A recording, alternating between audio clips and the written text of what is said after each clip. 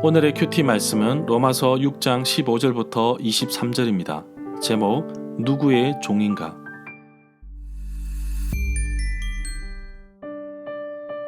먼저 앞뒤 문맥을 살펴보겠습니다.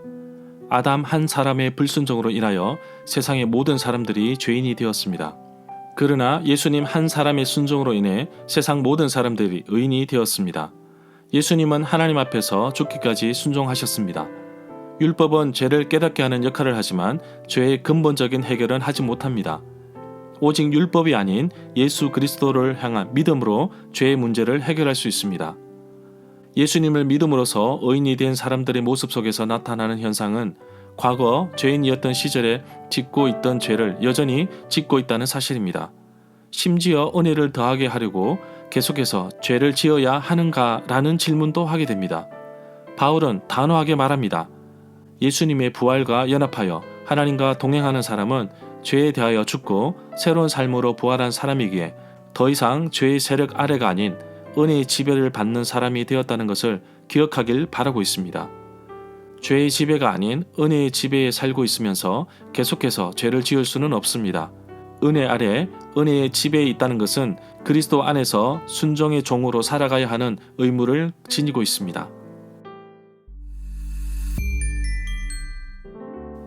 문단을 나눠보겠습니다. 15절부터 18절은 은혜 아래에 있다고 해서 죄를 지을 수 없다. 19절부터 23절은 하나님의 선물은 예수님 안에 있는 영생. 15절에 보면 동일한 질문의 패턴이 1절에 나왔습니다. 율법 아래에 있지 않고 은혜 아래에 있다고 해서 마음 놓고 죄를 절대로 지을 수 없다고 합니다. 16절에 보면 바울은 계속해서 질문을 합니다.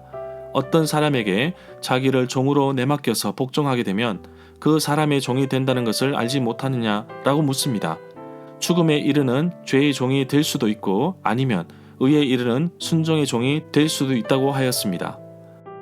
17절부터 18절을 보면 그러나 하나님께 감사할 것이 있는데 전에는 죄의 종이었으나 이제는 전수받은 가르침에 본에 마음으로부터 순종함으로써 죄에서 해방되어서 의의 종이 되었다고 말하고 있습니다.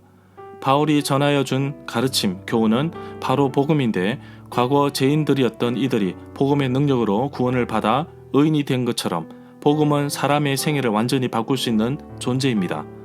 바울이 복종이라는 단어를 사용하여 종과 주인의 개념을 설명하였는데 어디에 속해져 있느냐에 따라서 삶이 달라지는 것을 강조하고 있습니다. 20절부터 21절에 보면 전에는 죄의 종이었을 때 의의 다스림을 받지 않았는데 그때 얻은 열매는 결국 사망이라고 했습니다. 16절에서 말하는 것과 같이 자신을 종으로 어디에 내어 주느냐에 따라 달라집니다. 죄의 종이 되면 사망에 이르게 되고 순종의 종이 되면 의에 이르게 됩니다. 바울은 로마서 7장 5절에서 우리가 육신에 있을 때에는 율법으로 말미암은 죄의 정욕이 우리 지체 중에서 역사하여 우리로 사망을 위하여 열매 맺게 하였다고 바울은 말하고 있습니다. 22절에 보면 그러나 이제는 죄에서 해방되어 하나님의 종이 되었습니다. 거룩함에 이르는 삶의 열매를 맺고 있습니다. 그 마지막은 영원한 생명입니다. 18절에서도 죄로부터 해방되어 의에게 종이 되었다고 말하고 있습니다. 23절에 보면 죄의 삭은 사망이요 하나님의 은사는 그리스도 예수 우리 주 안에 있는 영생이니라.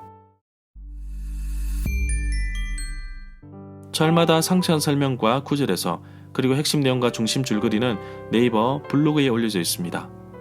내게 주시는 교훈입니다. 예수님은 죽기까지 순종하셨는데 그 결과 나는 죄의 종이 아닌 의의 종이 되었습니다. 그렇다고 해서 계속해서 죄를 지을 수는 없습니다.